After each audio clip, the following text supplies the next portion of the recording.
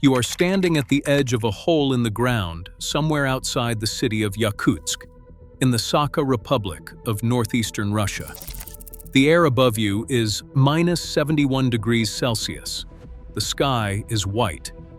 Your breath freezes before it leaves your lips.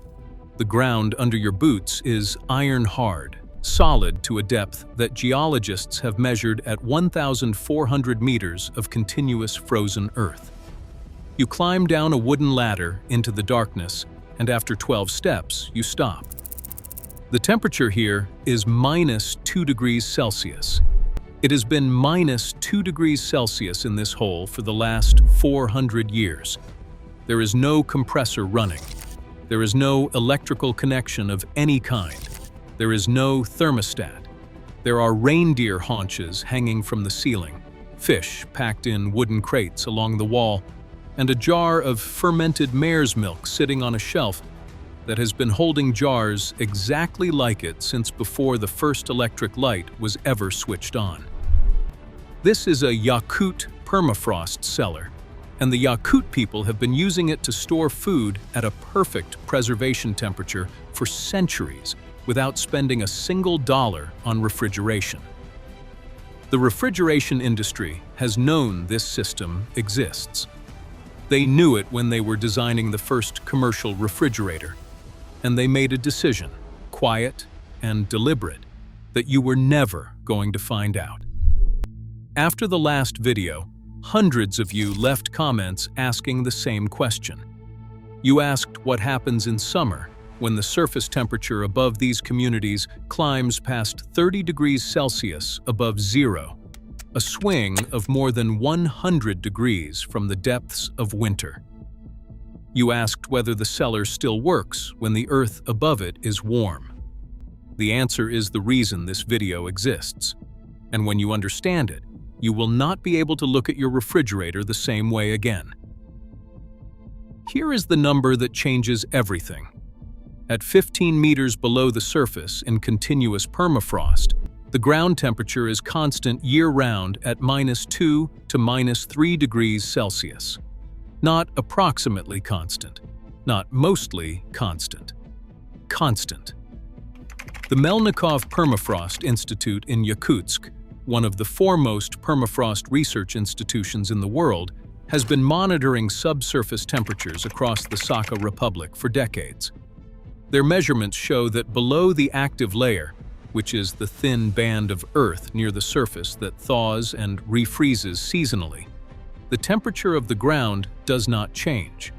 Not in July, not in February. The surface above those monitoring stations swings 105 degrees Celsius across the year. The ground at depth does not move a single degree. Your modern refrigerator maintains a temperature between 0 and 4 degrees Celsius. So does the permafrost cellar. The difference is that your refrigerator consumes roughly 400 to 500 kilowatt hours of electricity every year to do it. The permafrost cellar consumes nothing. That gap is not an engineering problem. It is a business model. The first time I climbed down into one of these cellars, I expected something crude, something improvised, something that looked like a survival measure born from necessity rather than design. I was wrong about all of it. The cellar I visited outside Yakutsk was dug roughly 12 meters into the permafrost. The walls were clean. The ice lining them was almost blue under the light from my headlamp.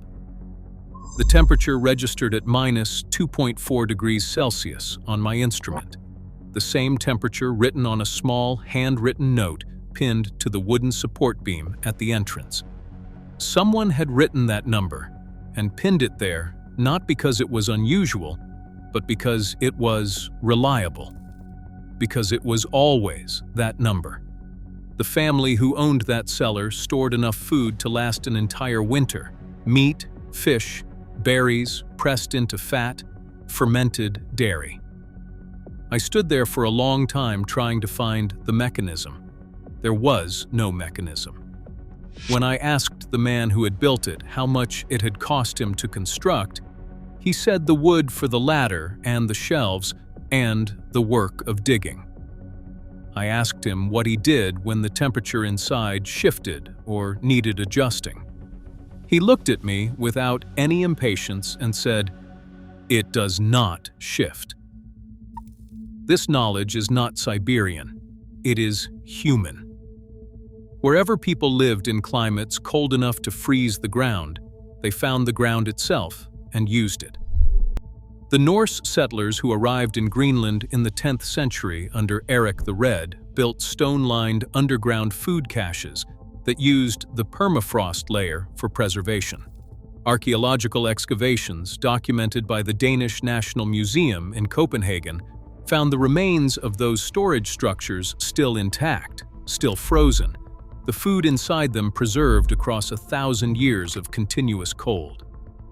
Further back, the Roman historian Pomponius Mela, writing in approximately the year 43 of the Common Era, described the Scythian peoples of the northern steppe using underground chambers to store meat and dairy through their brutal winters.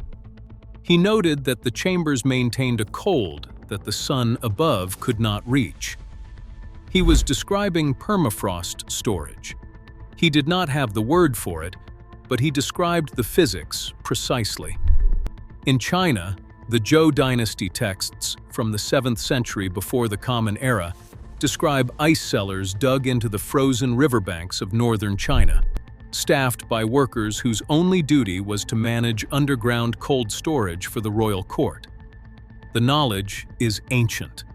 The application is universal. Everywhere humans lived in extreme cold, they found the thermal engine underneath their feet and used it. That practice did not disappear because it stopped working. It disappeared because someone decided it was more profitable for it to disappear. In 1927, General Electric launched the Monitor Top, the first mass-market household refrigerator sold in America. Within 5 years, it was in nearly 1 million homes. The campaign that accompanied it did not simply sell convenience. It sold an idea. The idea was that food stored underground, in cellars, in pits, in any contact with the earth, was unsafe, unsanitary, and primitive. General Electric marketing materials from that period, held in the archives of the Smithsonian Institution, explicitly positioned mechanical refrigeration as the only modern, hygienic solution for food storage. The word hygienic appeared in their advertising more than any other word in 1928 and 1929. They were not just selling a machine. They were engineering the public's disgust at a system that cost nothing and that they could never attach a monthly bill to. The global household refrigerator market is worth approximately $50 billion annually today. The average American household replaces its refrigerator every 12 to 15 years, spending between $800 and $2,000 each time, plus roughly $60 per month in electricity over the life of the appliance.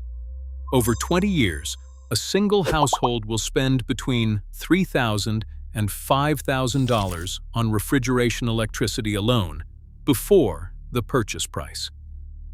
Every permafrost cellar dug is a refrigerator that never gets manufactured, a compressor that never gets replaced, a power bill that never arrives. The people who made that decision in 1927 understood the math perfectly. They buried the alternative the same way the earth buries everything that is meant to last. Here is how the permafrost cellar works, and why it is more reliable than any machine ever built. Permafrost is ground that has remained continuously frozen for at least 2 consecutive years. In the Sakha Republic, the permafrost is between 500 and 1,400 meters deep. It has been frozen continuously for thousands of years. Below the active layer, which thaws to a depth of roughly 1 to 2 meters in summer, and refreezes each winter, the temperature of the Earth is stable, permanently stable. To build a permafrost cellar, you dig below the active layer. Once you reach the permanently frozen zone, the temperature of the walls around you sits between -2 and -5 degrees Celsius, and it will remain there regardless of the season above. The cold does not come from ice packed into the walls. It comes from the Earth itself, from the thermal mass of millions of cubic meters of frozen ground surrounding the chamber on every side. The cellar works like a safe made of cold. The walls do not need to be cooled. They are already cold, and they will remain cold because the frozen ground around them is connected to a thermal system so vast that no summer, no matter how warm, can penetrate it before the season turns again. The temperature inside a properly constructed permafrost cellar does not rise above 0 degrees Celsius, even during the warmest months of the Yakut summer. It does not fall below -5 degrees Celsius, even in the deepest winter. It stays between those two numbers all year, every year, without any input from the person using it. That is not a design feature. That is physics. And physics does not send you a bill. The average American household spends approximately $1,200 on refrigeration every 5 years when you combine electricity costs and the prorated cost of the appliance. Over 20 years, that is roughly $4,800 per household. In countries with higher household energy costs, the figure exceeds $6,000 for the same period. The permafrost cellar requires one initial investment of labor to dig it. Yakut builders estimate between 3 and 5 days of digging work to complete a functional cellar to a depth of 12 to 15 meters. After that, the maintenance cost over the following century is approximately zero. No parts, no refrigerant, no technician, no power grid required. The Melnikov Institute has documented Yakut family cellars in continuous use for over 200 years with no structural modification. 200 years of reliable food storage, no invoice ever issued. You do not need to live above permafrost to apply this principle. If you live in a climate where the ground freezes each winter, the soil below the frost line already behaves as a seasonal cold store from late autumn through early spring. At depths below roughly 2 meters in most temperate climates, the ground temperature stays between 5 and 10 degrees Celsius year-round. To build a functional root cellar using this system, you need a space below the frost line of your local soil, typically between 1 and 2 meters in most of North America and Northern Europe. The walls should be earthen or stone, not insulated with synthetic materials, because the insulation you want is the earth itself. Ventilation should be minimal and controlled with a wooden plug or a simple valve. You do not need to cool the space. You only need to stop warm summer air from entering it. A basic root cellar dug to 1.5 meters below grade with earthen walls and a fitted wood door can maintain temperatures between 4 and 10 degrees Celsius through an entire summer without any mechanical assistance. That range is the standard operating temperature of a modern refrigerator's fresh food compartment. The material cost is the wood for the door and the shelves. The labor is 1 weekend, and it never stops working. While I was documenting the permafrost cellar, I kept encountering references to something else the same communities developed to solve a completely different survival problem: how to keep a human body warm through an 8-hour night at -71 degrees Celsius without a fire, without a stove, without any external heat source at all. Something they wore. Something constructed from a material that has been independently measured by researchers at the University of Manitoba to outperform every synthetic insulation on the market today, including materials the outdoor gear industry charges $300 per jacket to put inside. The industry has known about this comparison since 1953. That is what the next video is about.